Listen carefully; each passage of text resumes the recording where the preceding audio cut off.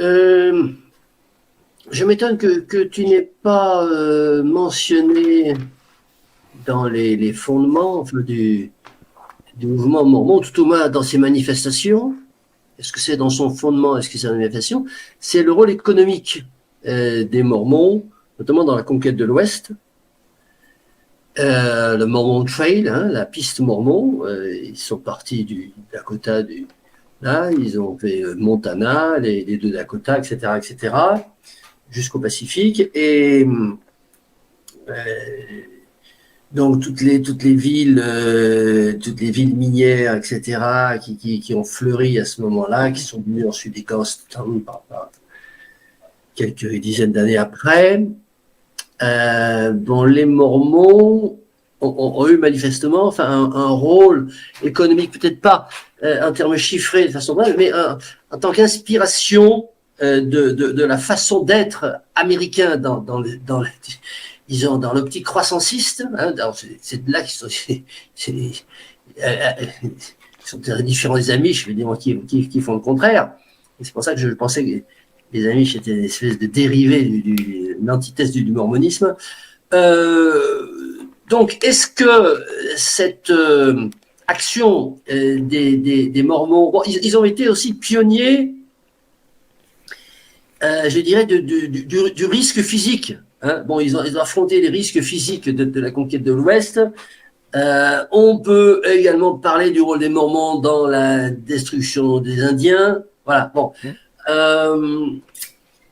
Voilà, ça parle. Alors, on sort peut-être de la spiritualité, mais peut-être que en voyant ce qu'ont fait les Mormons, leurs actions, est-ce qu'ils puisaient ça dans leur spiritualité? Voilà. Est-ce qu'ils se sont trouvés un peu embringués, ils ont pari au plus pressé, ou est-ce que vraiment il y avait une trajectoire spirituelle qui les sous-tendait dans cette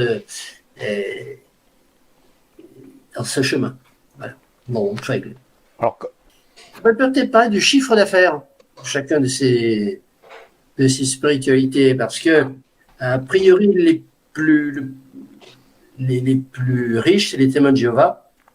les Mormons, ils ont des sacrées industries, ils ont des usines et tout ça. Attention, hein, ça rigole pas. Hein. Non, mais après, oui, non, mais je veux dire l'Église en elle-même, la secte en elle-même, le budget de la secte.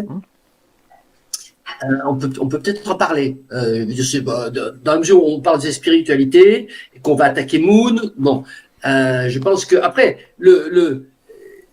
les activités qui sont développées par les différents membres individuellement, après des empires plus ou moins, etc., capitalisme, bon, ça c'est une chose, mais la secte en elle-même, son infrastructure et son budget de fonctionnement, qui d'ailleurs a été pointé par la cellule de veille des sectes en France, comment elle s'appelle l'organisme Midi-Luve. Hein? La Midi-Luve. Ouais. A fait justement un classement du budget de ces sectes, et il me semble que les premiers, c'est Témoins de Jéhovah. Oui, je pense que la confrontation, enfin l'étude juxtaposée des Mormons et des Témoins de Jéhovah pourrait être l'occasion de définir les contours de ce qui est une secte, de ce qui est disons un mouvement de spiritualité. Alors, je pense que si on fait ça, on n'arrivait pas à la même conclusion que la cellule des ministères de l'Intérieur, mais il y a, me semble-t-il, matière à réflexion. Surtout qu'on se donne comme objectif d'étudier la spiritualité, de penser à une spiritualité actuelle, future, de bien distinguer ce qui est spiritualité et ce qui est secte. Et si on prend les Mormons et les Témoins de Jéhovah, on a, me semble-t-il, très clairement, d'un côté, une spiritualité, les Mormons, qui s'inscrit dans le mouvement économique, social, politique, et qui, comme l'Église catholique, hein, voilà, a son rôle. Alors, les témoins de Jéhovah sont pour moi une entreprise commerciale dont le support, je dirais, le produit, c'est relatif à Jésus-Christ, à Dieu, à tout ce que vous voulez. Ça explique d'ailleurs, disons, cette histoire de fin du monde et des 140 000 élus. Donc le produit, il est très clair. Il va y avoir la fin du monde. Il n'y a que 140 000 personnes qui vont être élues, qui vont survivre. Voilà, il faut que vous achetiez notre produit et puis en quelque sorte, vous achetez votre survie. Alors, j'en profite pour revenir un peu sur le parallèle, me semble-t-il, un peu intempestif que Luc fait entre les témoins d'Arès, les pèlerins, je ne sais plus là, et puis lorsque Arès parle du petit reste, c'est pas le petit reste qui sont sauvés, ce qu'il a déjà dit une fois. Et je pense que Claude avait repris, c'est pas un petit reste qui va être sauvé, c'est un petit reste qui va être la minorité agissante pour faire continuer à promouvoir. Bon. Or, le prosélytisme des témoins de Jéhovah, c'est très clairement pour dire il y a une minorité qui va survivre, tous les autres vont mourir, et donc c'est un argumentaire extrêmement puissant pour faire adhérer, pour faire cracher au bassinet, puisque n'oubliez pas que les témoins de Jéhovah, c'est les plus riches de tous, voilà. Et de ce point de vue-là, ça me paraît être quelque chose d'extrêmement toxique. Les témoins de Jéhovah, je suis, disons, en guerre contre les témoins de Jéhovah depuis que j'ai habité la campagne dans les années 70 et que j'ai été démarché toutes les semaines par les témoins de Jéhovah avec lesquels je discutais dans la cour de ma ferme, parce que j'ai fait 15 ans exploitant agricole. Voilà. Bon. Donc, pour moi, il y a les Mormons qui sont l'expression d'une spiritualité et les témoins de Jéhovah qui sont, disons, l'archétype, la caricature presque d'une déviance marketing, puisque le système, c'est un système pyramidal de marketing direct, de vente directe, c'est comme les réunions de Tupperware, voilà. Bon, donc, il ne faut pas hésiter, enfin, moi en tout cas, j'hésite pas à bien faire le distinguo.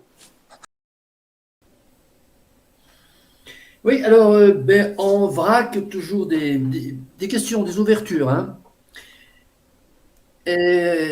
Notre ami René Girard dit que la spiritualité est sur une pente descendante, qu'en l'an 1000 était très très profondément raciné dans les populations. Non, il dit déjà qu'en l'an 1000, par rapport à l'Antiquité, c'était déjà décroissant. Oui, mais il y a une accélération, de la décroissance, mais ce que je veux dire surtout, c'est que on explique tout par ça, tu as dit, parce qu'on expliquait tout par ça. Et aujourd'hui, alors, moi, je ne suis pas d'accord pour dire qu'il y a une spiritualité moindre. Toutes les interrogations, on les explique par d'autres choses. Hein. On a parlé du scientisme. Enfin, j'ai fait un petit topo sur le scientisme pris au sens de croissancisme. Voilà. Ebrard a dit le croissancisme augmente de façon inversement proportionnelle au christianisme, c'est-à-dire plus il y a de croissancisme, moins il y a de christianisme, tout ça en chiffres. Bon, moi, ça m'amène à penser que la spiritualité prise au sens de travail de l'esprit, hein, sur des choses pas forcément rationnelles, elle a subi non pas une décroissance, mais une translation vers des croyances.